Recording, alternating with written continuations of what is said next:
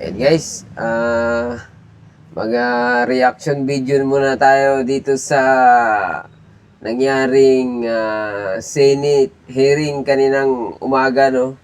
Sa may Blue Ribbon Committee na pinamunuan ni Senator Marcolita Mabayan dahil doon sa flood control.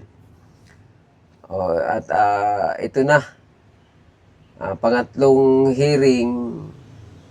Ayan, mukhang binunyag na ng mga diskaya mabayan kung sino-sino yung mga involved sa korupsyon sa DPWH, no? Ayan, at grabe, no? So, itong video na to, panoorin natin at kayo na yung bahalang umusga, mabayan. Bago natin umpisa nating reaction video, shoutout muna tayo kay Sir Sakorsan at kay Ate Istra at kay Mambing ang shoutout at sa lahat ng mga viewers ko, mabayan. Good evening. Ito na. Panoorin natin tong video na to.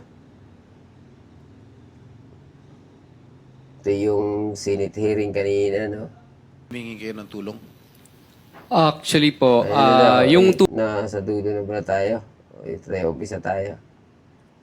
Alam po ba ninyo kung sino-sino yung miyembro ng small committee na binabanggit ninyo? Yes po, ang chairman po noon is si Congressman Saldico, tapos senior vice chairman ng Committee on Appropriations, majority leader of the 19th Congress and minority leader of the 19th Congress, Your Honor. Sino po yung vice chair ng appropriations? Senior vice chair si Congresswoman Stella Luz Quimbo po. Sino po yung majority leader? Congressman Manix Dalipe po, Your Honor. Minority leader? Congressman Nonoy Libanan po, Your Honor. Katapos-tapusan ng sinasabi ninyo ay 4 na tao lang pala ang gagawa ng mga bagay na inyong gusto sanang malaman kung anong nangyari. Tapos sa dulo pala, yung 4 na tao lang ang magdidesisyon. Bakit po napaka-importante, bakit po napakahalaga na kailangang malaman po natin kung sino-sino yung mga taong responsable doon sa pagbibigay ng insertions po doon sa BICAM o kahit na sa iba pang mga sessions po? Kasi kami po, ako po, hindi ako member ng BICAM, no?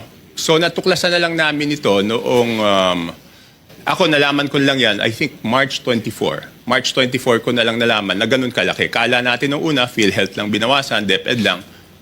Later on, natuklasan ko po na yung mga flagship projects ng administrasyon, ni Pangulong BBM, ibig sabihin po ng flagship projects, yan po yung mga foreign assisted projects, ay tinanggalan po nila ng pondo para maisingit yung mga pondo na gusto nila isingit doon sa BICAM. So kaya po, Ito yung nangyari nung entrada ng taon, mga bayan, no? Yung bago nila ipadampot si PRRD. Tuloy-tuloy na. So, napatunayan natin na talagang totoo yung sinabi ni BP Sara, mga bayan. Let's go, panoorin natin, no? ako rin, napakahalaga po rin sa akin na maimbitahan si Congressman Saldico. At doon po sa House of Representatives, meron pong small committee doon pagkatapos ng second reading. So ang pag-insert is not only doon sa BICAM, meron pang insertion doon sa small committee. So since walang makakasagot niyan kung hindi si Congressman Saldico, yun po, request po natin na siya imbitahan. Alam po ba ninyo kung sino-sino yung miyembro ng small committee na binabanggit ninyo? Sa House of Representatives po. Opo. Yes po, ang chairman po noon is si Congressman Saldico, tapos senior vice chairman ng Committee on Appropriations, majority leader of the 19th Congress and minority leader of the 19th Congress, Your Honor. Sino po yung vice chair ng appropriations? Senior vice chair si Congresswoman Stella Luz Quimbo po. Sino po yung majority leader? Congressman Manix Dalipe po, Your Honor. Minority leader? Congressman Nonoy Libanan po, Your Honor. Sa mga tweet, silang 4 po ang nagkukompose ng small committee. Yes, Your Honor. Ang nangyayari po, kasi alam ko rin naman po dahil nagtagal din naman ako sa mababang kapulungan, kuminsan po ay 2 hanggang 3 buwan po nating pinagdidebatihan yung budget. Mag-aaway-aaway pa nga po kung minsan nga inaabot tayo ng madaling araw. At katapos-tapusan ng sinasabi ninyo ay 4 na tao lang pala ang gagawa ng mga bagay na inyong gusto sanang malaman kung anong nangyari. Tama po kayo, Your Honor. Di ba po, sabi ko nga, magtatalo-talo, magbibigay ng inputs yung mga kasamahan natin. Tapos sa dulo pala, yung 4 na tao lang ang magdidesisyon. At yung problema po doon sa 4 na tao na yon, at least yung BICAM po, may BICAM report po yun eh. Makikita sa BICAM report kung ano po yung original net budget ng isang departamento, Your Honor. Tapos makikita po kung ano yung dinagdag or binawas, Your Honor, at makikita yung natirang pondo. Ang problema po doon sa small committee, wala pong ano yun. Di ba po, nung unang araw namin ng budget briefing, nandun po si Sec Mina, nandun po si Yusek Cathy, hiningi ko na po yung report ng small committee. Kasi po, di ba, sa rules po natin sa House of Representatives, Section 39, kung di ako nagkakamali, pero baka mali ako, nakasulat po doon na after 7 days after maipasa ang isang batas or 15 days pagkatapos mag-end ng session, dapat po i-file sa archives lahat ng reports tungkol sa isang House bill. So una po ako nagpahanap sa aking staff, Your Honor, ng records doon sa archives. Wala pong mahanap. Kaya nung first day ng budget briefing, hiningi ko po. Wala din sila, hanggang ngayon, wala po silang binibigay. So ibig sabihin, sabi ko, kung walang record yan, ang siguradong nakakaalam po niyan, Your Honor, is si Congressman Saldico. Sabi, Yan, mga bayan. Yan yung unang hearing nila sa Congress na hinahanap ni Congressman Toby Chanco, mga bayan. Yung sinasabi niyang small committee report na yung chairman, yung bagong chairman ng appropriation committee, walang naibigay, mga bayan, no? Si Swansing, nga siya, hindi siya nakasagot sa hinahanap ni Toby Chanco, mga bayan. Kasi doon na ata malalaman kung ano yung binawasan o ano yung dinagdagan. O, katulad na lang nung yun dun sa Korte Suprema na yung Guimaras, ano ba yun? Basta yung bridge dun sa Iloilo Guimaras Bridge, mga bayan, mayroon na palang budget tapos inalisan, di ba? Dahil nga dun sa sinasabi ni Congressman Chanco, mga bayan. At ito naman yung sunod na video, panoorin natin, ay ito na sila Diskaya, yung pamilya Diskaya, mga bayan, na binunyag na nila yung mga tao na involved di umano sa katiwalian sa ating gobyerno, no? Sana may managot dito, hindi biro yung perang nawala sa kaban ng ating bayan. Ang laki. Sige, panoorin nga natin tong anong ganap dito, mga bayan. kung ganito pala itong mga manggagamit na to, nakakasama ng loob. Mabuti pa, tawag dito, mas mabuti pa na, pangalanan ko na lang sila. Dahil una, ginamit nila kami, pero sa panahon nung kami naman ang nangailangan, talaga namang pinabayaan po talaga nila kami o hindi sila malalapitan. Mr. Diskaya, o kung sino sa inyong mag-asawa pwede sumagot. Itong bang mga binanggit nyo mga taga DPWH na tumanggap ng 25%, marami ba kayo dito mga hiningan ng tulong? Na mga tinext nyo na humingi kayo ng tulong? Ito, mga bayan, pagkatapos na pala nito nung binigay ni mag-asawang Diskaya yung mga pangalan ng mga involved, no? So, hanapin natin yung iba pang video sa sunod nating reaction, mga bayan, yung binabasa ng lahat ng mga involved, no? Actually po, yung tulong po na tinext ko sa kanila at chinat, yun po yung halaga ng dapat isauli nila sa amin. Opo, na balanse pa po. Iba kasi yung pagkakaintindi ko sa mga text mo rin sa mga ibang pinag-text nyo na messages, wala ka na raw pera sa bangko, na-freeze na raw yung pera nyo sa bangko, kaya nangihiram kayo ng 30 to 40 million pambayad sa abogado.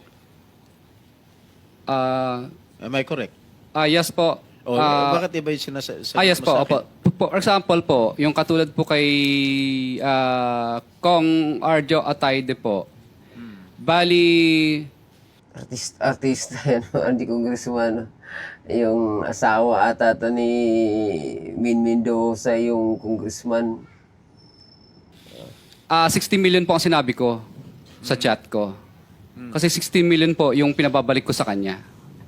Pinababalik mo sa kanya. Na Anong klaseng chat ito? pera po.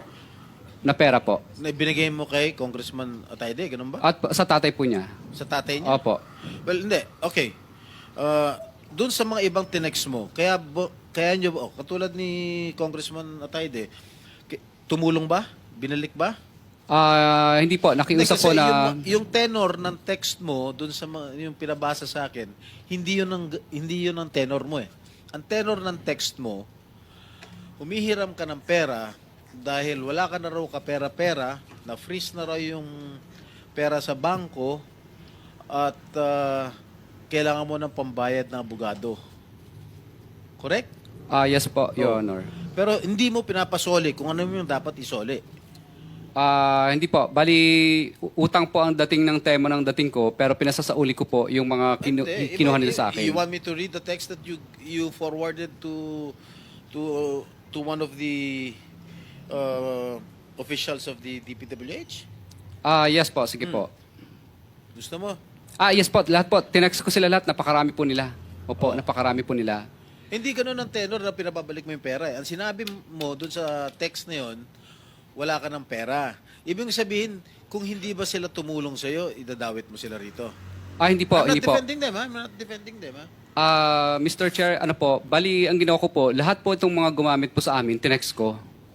Tapos, gusto ko lang pong malaman sa kanila na kahit isa po sa kanila ay walang tumutulong sa amin ngayon at kami po ay kinukutya ng buong publiko.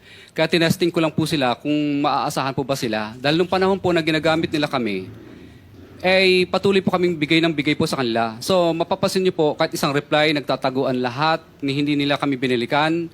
Hindi naman po namin talaga kailangang mangutang sa kanila. May pera pa naman po kami. Pero tinesting ko po sila, sabi ko, ganito pala itong mga manggagamit na to. Nakakasama ng loob.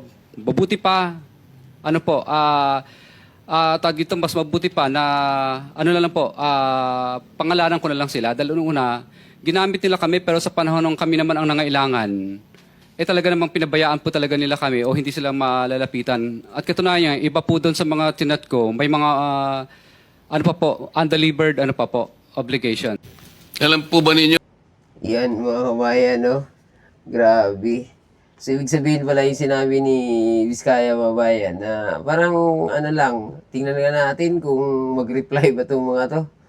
Kung tulungan ba nila tayo sa kinasadlakan natin. Sidme, did ba na yung mga yan? Bahala kayo dyan. Ayun, kaya ayun ang nangyayari sa bansa natin mga bayan.